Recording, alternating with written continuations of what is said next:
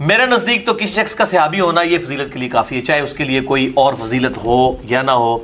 سمندری جہاد والی حدیث بعض لوگ اس کے اوپر بھی تان کرتے ہیں، میں کہتا ہوں جی ہو فضیلت، فٹ ہو یا نہ ہو، صحابی کی فضیلت ہی بہت بڑی ہے۔ پھر بھی آگے لکھا ہوا کہ یہ جو سمندری جہاد اول جو جیش ہے جو سمندر میں جہاد کرے گا، اس کس صحابی کو خوشخبری دی گئی تھی؟ جی یہ حضرت معاویہ رضی اللہ تعالیٰ عنہ اس میں شامل تھے۔ جی یہ حضرت معاویہ رضی اللہ تعالیٰ عنہ اس میں شامل تھے۔ الحمدللہ رب العالمین والصلاة والسلام علی سید الانبیاء والمرسلین،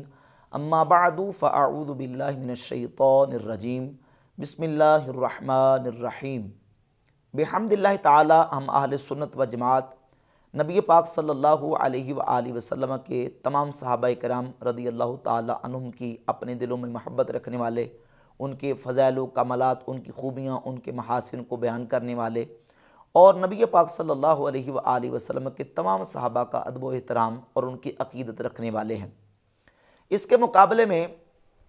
اہل سنت و جماعت کے عقیدے کے خلاف ایک طبقہ ہے جو صحابہ کرام رضی اللہ تعالی عنہم کے خلاف منفی پراپوگنڈا کرنے کی کوشش میں رہتا ہے۔ صحابہ کرام علیہ رضوان کے خلاف سب و شتم، زبان درازی کرنا ان کا عقیدہ اور ان کا مذہب ہے، اور ایک طبقہ نیم روافض کا، تفضیلیوں کا، وہ سیدنا امیر معاویہ رضی اللہ تعالیٰ عنہ کے حوالے سے تنقید کرتے رہتے ہیں، اور کبھی کہتے ہیں کہ معاویہ کی شان میں ان کی کوئی فضیلت نہیں، ان کی کوئی منقبت نہیں،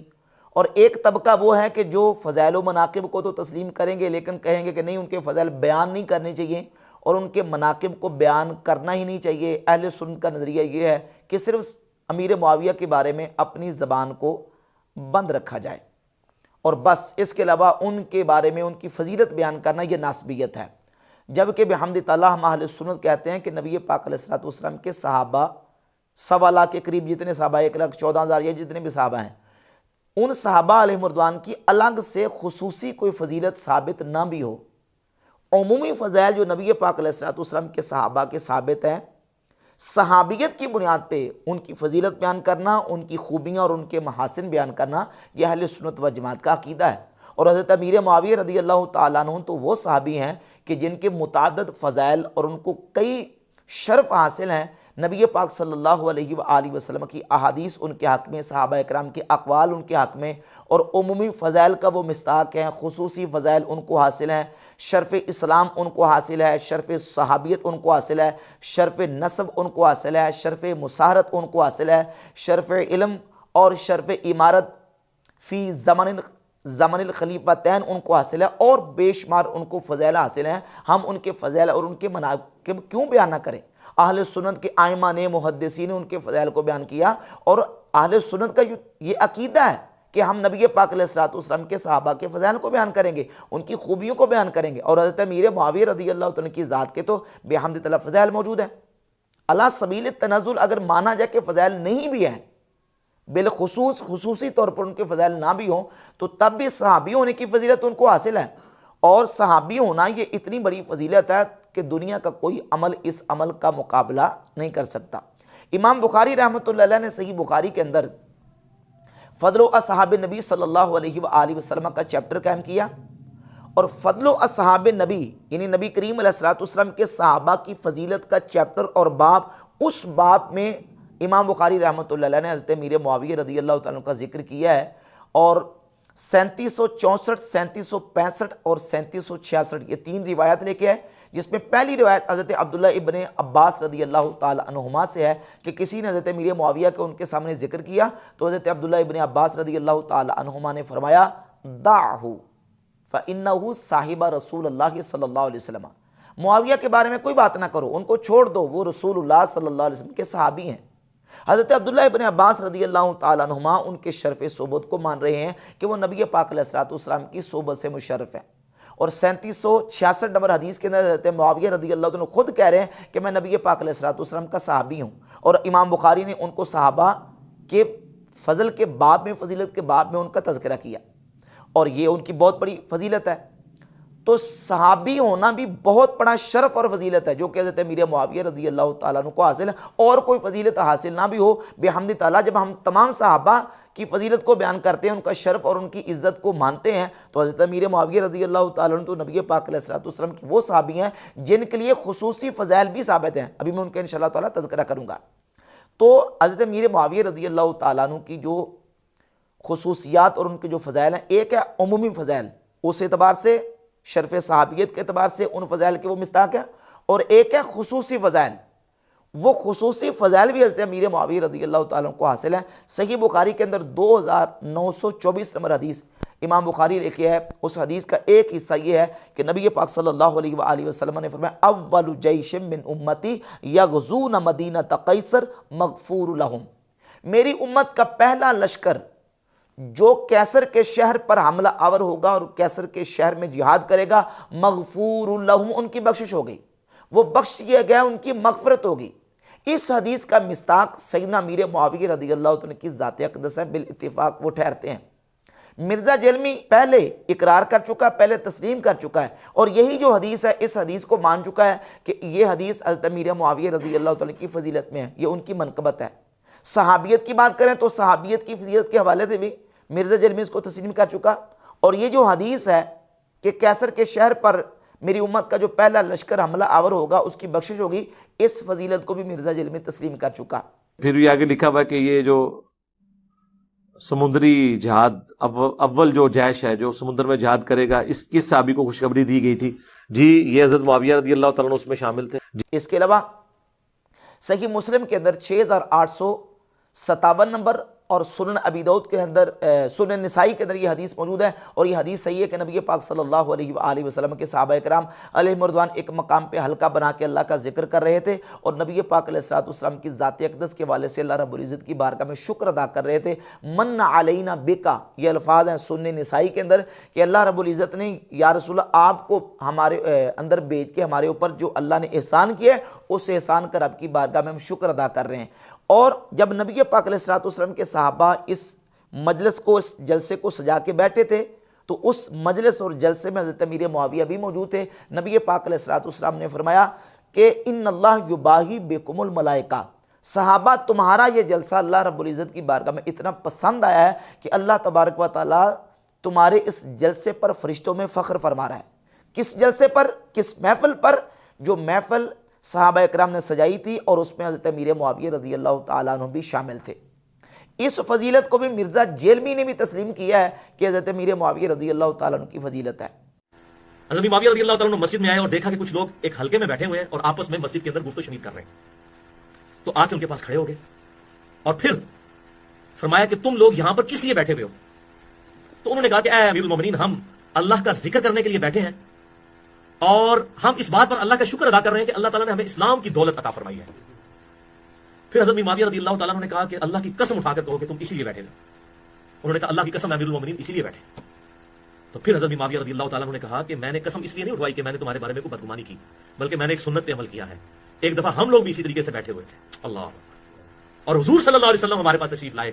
سیدنا امیر معاویہ رضی اللہ تعالیٰ عنہ کو شرف اسلام بھی حاصل، شرف صحبت بھی حاصل، اور شرف نسب بھی حاصل۔ ان کا نسب جو ہے وہ نبی پاک علیہ الصلوۃ والسلام کے نسب کے ساتھ ملتا ہے۔ قبیلہ قریش سے ان کا تعلق تھا، اور نبی پاک علیہ الصلوۃ والسلام کا تعلق بھی قبیلہ قریش سے تھا، اور رسول اللہ صلی اللہ علیہ وآلہ وسلم کے شرف سحر اور شرف مساہرت سے بھی مشرف ہیں۔ یعنی حضرت امیر معاویہ رضی اللہ تعالیٰ عنہ کی ہمشیرہ حضرت ام حبیبہ رضی اللہ تعالیٰ عنہ وہ نبی پاک علیہ الصلوۃ والسلام کی زوجہ ہیں، تو اس اعتبار سے نبی پاک علیہ الصلوۃ والسلام کے برادر نسبتی ٹھہرے، یہ بھی ان کو شرف حاصل ہے۔ پھر نبی کریم علیہ الصلوۃ والسلام کی بارگاہ میں ان کو صحبت پاک اور دائمی ملازمت حاصل تھی۔ رسول اللہ صلی اللہ علیہ وآلہ وسلم نے ان کو کتابت وحی کے منصب پر مامور فرمایا۔ سیرت کی جتنی کتابیں لکھی گئی ہیں جہاں نبی پاک علیہ الصلوۃ والسلام کے کاتبین کا ذکر ہے، حضور علیہ الصلوۃ والسلام نے جن کو کتابت وحی پر، کتابت خطوط پر مامور فرمایا تھا، ان میں حضرت امیر معاویہ رضی اللہ تعالیٰ عنہ کا ذکر بھی موجود ہے۔ اب مرزا جیلمی پہلے تو تسلیم کرتا تھا کہ حضرت امیر معاویہ رضی اللہ تعالیٰ عنہ کاتب وحی ہیں۔ اس میں سے سب سے پہلے نبی صلی اللہ علیہ وسلم کے مبارک دور میں وحی لکھوائی گئی، آپ صلی اللہ علیہ وسلم وحی لکھواتے تھے، اور اس میں زید بن ثابت رضی اللہ تعالیٰ عنہ ٹاپ آف دا لسٹ آپ کے لکھنے والے تھے، کاتب وحی۔ سیدنا معاویہ بھی تھے رضی اللہ تعالیٰ عنہ، اور بھی اصحاب تھے۔ سیدنا معاویہ بھی تھے رضی اللہ تعالیٰ عنہ، اور بھی اصحاب تھے۔ اور آپ یہ کہتے ہیں کاتب وحی نہیں، وہ کاتب خطوط تھے علی سبیل تنزل۔ اگر یہ بات بھی مان لی جائے کہ نہیں وہ کاتب وحی نہیں تھے، وہ کاتب خطوط تھے، تو کیا کاتب خطوط ہونا یہ چھوٹی فضیلت ہے؟ کیا یہ ان کی فضیلت نہیں ہے؟ یہ ان کا شرف اور ان کا مقام نہیں ہے؟ یقیناً ان کا مقام اور ان کا شرف ہے، کیونکہ نبی پاک علیہ الصلوۃ والسلام نے ان پر اعتماد کرتے ہوئے ان کو امین سمجھ کے کتابت کے منصب پہ مامور فرمایا۔ نبی پاک علیہ الصلوۃ والسلام دوسرے ملکوں کے بادشاہوں کو خط لکھتے تو وہ خط بھی حضرت امیر معاویہ رضی اللہ تعالیٰ عنہ لکھا کرتے تھے۔ اقرا بن حابس اور عیینہ بن حصن، یہ دو سردار نبی پاک علیہ الصلوۃ والسلام کی بارگاہ میں آئے اور انہوں نے حضور علیہ الصلوۃ والسلام سے آ کے کچھ مانگا۔ نبی پاک علیہ الصلوۃ والسلام نے حضرت امیر معاویہ رضی اللہ تعالیٰ عنہ کو حکم دیا، فَقَاتَبَ لَهُمَا وَخَاتَمَ كِتَابَهُمَا۔ مسند احمد بن حنبل میں حدیث ہے کہ نبی پاک علیہ الصلوۃ والسلام نے حضرت معاویہ کو حکم دیا کہ ان کو لکھ دو، اور حضرت معاویہ نے لکھا اور پھر نبی پاک علیہ الصلوۃ والسلام کی ان خطوط کے اوپر مہر جو ہے نا وہ ثبت فرما دی۔ تو یہ اہم منصب تھا حضرت امیر معاویہ کو نبی پاک علیہ الصلوۃ والسلام نے جس سے مشرف فرمایا۔ مسند احمد بن حنبل میں حدیث ہے کہ نبی پاک علیہ الصلوۃ والسلام کے بال مبارک حضرت امیر معاویہ کاٹا کرتے تھے۔ اسی طرح مسند احمد بن حنبل میں حدیث ہے کہ رسول اللہ صلی اللہ علیہ وآلہ وسلم کو حضرت معاویہ وضو کروایا کرتے تھے۔ وضو کروانا، نبی پاک علیہ الصلوۃ والسلام کے بال مبارک تراشنا، رسول اللہ صلی اللہ علیہ وآلہ وسلم کے خطوط لکھنا، کتابت وحی کے منصب پر آپ علیہ الصلوۃ والسلام کو ان کو مامور فرمانا، یہ فضائل ہیں حضرت امیر معاویہ رضی اللہ تعالیٰ عنہ کے، جن کو مرزا جیلمی جیسے جو حضرت معاویہ کے منکرین ہیں وہ بھی تسلیم کر چکے ہیں۔ اور سیدنا امیر معاویہ رضی اللہ تعالیٰ عنہ کی ذات اقدس کے حوالے سے صحابہ کرام علیہم رضوان نے جو ان کے فضائل بیان کیے اور ان کی جو ذاتی خوبیاں ہیں، ایک ہے ان کا جو فضائل نبی پاک علیہ الصلوۃ والسلام کی طرف سے، اور ایک ہے ان کے جو ذاتی محاسن اور ان کی ذاتی خوبیاں ہیں، مثلا عالم ہونا، فقیہ ہونا اور دانشور ہونا اور فہیم ذکی ہونا، اس کے علاوہ ان کا جو ہے وہ ایک مدبر ہونا، سیاستدان ہونا، سخی ہونا، یہ بھی ان کے فضائل ہیں۔ صحیح بخاری کے اندر 3764 65 66 یہ احادیث روایات حضرت امیر معاویہ رضی اللہ عنہ کے فضائل میں ہے۔ حضرت عبداللہ ابن عباس رضی اللہ تعالی عنہما سے کسی نے جب آ کے کہا وطر کے حوالے سے، حضرت امیر معاویہ کے حوالے سے، تو حضرت عبداللہ ابن عباس رضی اللہ تعالی عنہما نے فرمایا ان کو چھوڑ دو، فَإِنَّهُ فَقِيهٌ، کیونکہ وہ فقیہ ہیں۔ اب فقیہ ہونا یہ انسان کا شرف ہے، انسان کی خوبی ہے، جو حضرت عبداللہ ابن عباس رضی اللہ تعالی عنہما نے حضرت امیر معاویہ کی بیان کی۔ اور امام شافعی رحمۃ اللہ علیہ نے اپنی کتاب، یہ مسند امام شافعی ہے، صفحہ 86 پر یہ روایت ذکر کی ہے کہ حضرت عبداللہ ابن عباس رضی اللہ تعالیٰ عنہما فرماتے ہیں کہ لیس احد منا اعلم من معاویہ، ہم میں سے معاویہ سے بڑھ کر کوئی زیادہ عالم نہیں ہے، یعنی ہم میں سے سب سے زیادہ بڑے عالم معاویہ ہیں۔ ان کو فقیہ قرار دیا، ان کو بڑا عالم قرار دیا، ان کو رسول اللہ صلی اللہ علیہ وآلہ وسلم کی جو صحبت کا شرف حاصل ہے اس کا ذکر حضرت عبداللہ ابن عباس رضی اللہ تعالی عنہما نے فرمایا۔ اور یہ المعجم الکبیر طبرانی ہے، امام طبرانی اس میں سیدنا عبداللہ ابن عمر رضی اللہ تعالی عنہما سے حدیث لے کے آئے، جلد نمبر 6 صفحہ نمبر اس کا 223 اور 224 ہے، روایت نمبر 13251۔ اور یہی روایت ابو بکر ابن خلال السنہ کے اندر 2 سندوں کے ساتھ، یہ پہلی جلد کے صفحہ 441 اور 42 پر لے کے، اور محقق نے اس کی سند کو حسن کرا دیا ہے۔ حضرت عبداللہ ابن عمر رضی اللہ تعالیٰ عنہ فرماتے ہیں کہ ما رأیت احدا من الناس بعد رسول اللہ صلی اللہ علیہ وسلم اسود من معاویہ، میں نے رسول اللہ صلی اللہ علیہ وآلہ وسلم کے بعد معاویہ رضی اللہ تعالیٰ عنہ سے بڑھ کر سخی کسی کو نہیں دیکھا۔ اس کا مطلب یہ نہیں کہ وہ حضرت معاویہ کو حضرت عثمان، ابو بکر مولا علی اور حضرت فاروق اعظم صدیق اکبر سے زیادہ فضیلت والا جانتے تھے، یہ نہیں، بلکہ یہ ہے کہ یہ انہوں نے خصوصیت بیان کی اس اعتبار سے کہ وہ لوگوں پر مال زیادہ خرچ کرتے تھے، وہ لوگوں پر سخاوت زیادہ کرتے تھے۔ تو کہا کہ ابو بکر عمر ان سے فضیلت میں زیادہ تھے، لیکن سخاوت میں میں نے حضرت معاویہ رضی اللہ تعالیٰ عنہ سے بڑھ کر رسول اللہ صلی اللہ علیہ وآلہ وسلم کے بعد کسی کو نہیں دیکھا۔ یہ تاریخ دمشق ابن عساکر کی، اس میں جلد نمبر 59 صفحہ نمبر 161 پہ سیدنا حضرت سعد بن ابی وقاص رضی اللہ تعالیٰ عنہ کا فرمان موجود ہے. حضرت سعد بن ابی وقاص رضی اللہ تعالیٰ عنہ فرماتے ہیں ما رأیت احدا بعد عثمان اقضا، میں نے حق کے ساتھ فیصلہ کرنے والا عثمان غنی کے بعد حضرت امیر معاویہ رضی اللہ تعالیٰ عنہ سے بڑھ کر کسی کو نہیں دیکھا. اور اسی طرح یہ مجموع الزوائد ہے جلد نمبر 9 اور صفحہ نمبر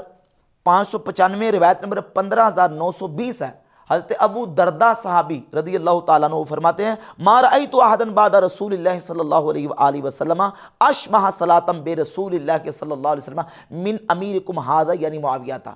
حضرت ابو درداء فرماتے ہیں میں نے معاویہ سے بڑھ کر رسول اللہ صلی اللہ علیہ وآلہ وسلم کی نماز کے مشابہ کسی کی نماز نہیں دیکھی. یعنی وہ نبی پاک علیہ الصلوۃ والسلام کی نماز کے اس قدر مشابہ نماز پڑھتے تھے. کہتے ہیں رواہ طبرانی و رجالہ رجال صحیح، اس کو طبرانی نے روایت کیا اور اس کے تمام رجال صحیح کے رجال ہیں سوائے قیس بن حارث کے، اور وہ بھی ثقہ ہے. تو تمام اس کے رجال اور اس کے راوی ثقہ ہیں، جو کہ حضرت ابو درداء رضی اللہ تعالیٰ عنہ حضرت امیر معاویہ کی فضیلت کو بیان کیا. سخی بھی، فقیہ بھی، عالم بھی، اور جو ہے وہ مدبر بھی، اور یہ فضائل ان کی خصوصی جو ان کی ذاتی محاسن اور خوبیاں ہیں صحابہ کرام رضی اللہ تعالیٰ عنہ وہ بیان کر رہے ہیں، اور یہ کہتے ہیں کہ ان کے فضائل بیان کرنے چاہیے. جبکہ یہ امام ترمذی کی کتاب ہے جامع ترمذی، اس میں امام ترمذی رحمۃ اللہ علیہ نے جامع ترمذی میں پورا باب قائم کیا ہے، باب ہو مناقب معاویہ بن ابی سفیان رضی اللہ تعالیٰ عنہ، حضرت معاویہ رضی اللہ تعالیٰ کے مناقب کا بیان. یہ امام احمد بن حنبل کی کتاب ہے فضائل الصحابہ، اس میں امام احمد بن حنبل نے سیدنا امیر معاویہ رضی اللہ تعالیٰ کے فضائل پر پورا چیپٹر قائم کیا، اور اس میں نبی پاک علیہ الصلوۃ والسلام کی ذات اقدس سے احادیث لے کے، اور ایک حدیث جس کو محقق نے حسن غیرہ قرار دیا ہے وہ یہ ہے کہ نبی پاک علیہ الصلوۃ والسلام نے اللہ رب العزت کی بارگاہ میں دعا کی اللہم علم معاویہ الکتاب والحساب وقہ العذاب، یا اللہ معاویہ کو حساب اور کتاب کا علم عطا فرما اور اس سے عذاب سے محفوظ فرما، اس سے عذاب سے بچا لے. یہ احادیث محدثین نے بیان کی. تو یہ کہنا کہ ان کی فضیلت بیان کرنا اور ان کی خوبیاں اور ان کے محاسن بیان کرنا یہ ناسبیوں کا طریقہ ہے. نعوذ باللہ تعالیٰ. کیا امام ترمذی ناسبی تھے؟ امام احمد ابن حنبل رحمۃ اللہ کیا ناسبی تھے؟ وہ تو باب قائم کر کے حضرت امیر معاویہ رضی اللہ تعالیٰ کے فضائل اور ان کی خوبیاں اور ان کے محاسن کو بیان کر رہے ہیں. اور یہ بات کرنا کہ جناب سیدنا امیر معاویہ کے بارے میں اہل سنت کا صرف یہ عقیدہ کہ ان کے بارے میں اپنی زبان کو بند رکھا جائے اور ان کی خوبیاں بیان کرنا یہ اہل سنت کا طریقہ نہیں ہے، یہ بالکل بات غلط ہے. اہل سنت کا جو نظریہ اور عقیدہ وہ یہ ہے کہ صحابہ کے بارے میں ان کے مشاجرات بیان کرنے میں اپنی زبان کو بند رکھنا ہے، ان کی برائیاں بیان کرنے میں اپنی زبان کو بند رکھنا ہے، لیکن جب ان کی خوبیاں اور ان کے محاسن اور ان کی فضائل کی بات آئے گی تو ہم بحمد تعالیٰ ڈنکے کی چوٹ پہ ان کے فضائل کو بیان کریں گے. حضور سیدنا غوث پاک سرکار رضی اللہ تعالیٰ عنہ نے غنی طالبین کی جلد 1 صفحہ نمبر 163 پہ لکھا ہے واتفق اہل السنت علی وجوب الکف عما شجر بینہم، اہل سنت اس بات پر متفق ہیں کہ صحابہ کے مشاجرات میں اپنی زبانوں کو بند رکھا جائے، والامساک عن مساویہم، اور ان کی برائیاں بیان کرنے سے اپنی زبانوں کو بند رکھا جائے. تو پھر کیا کیا جائے؟ فرماتے ہیں وَإِظْهَارِ فَضَائِلِهِمْ وَمَحَاسِنِهِمْ، اہل سنت اس بات پر بھی متفق ہیں کہ ان کی خوبیاں اور ان کے فضائل اور ان کے محاسن کا بیان کیا جائے، ان کی برائیاں بیان نہ کی جائیں. امام اعظم ابو حنیفہ رحمۃ اللہ علیہ الفقہ الاکبر میں لکھتے ہیں لا نذکرہم الا بخیر، ہم جب بھی صحابہ کا ذکر کریں گے تو ہم بلائی کے ساتھ خیر کے ساتھ کریں گے، سوائے خیر کے ہماری زبان صحابہ کے بارے میں نہیں کھلے گی.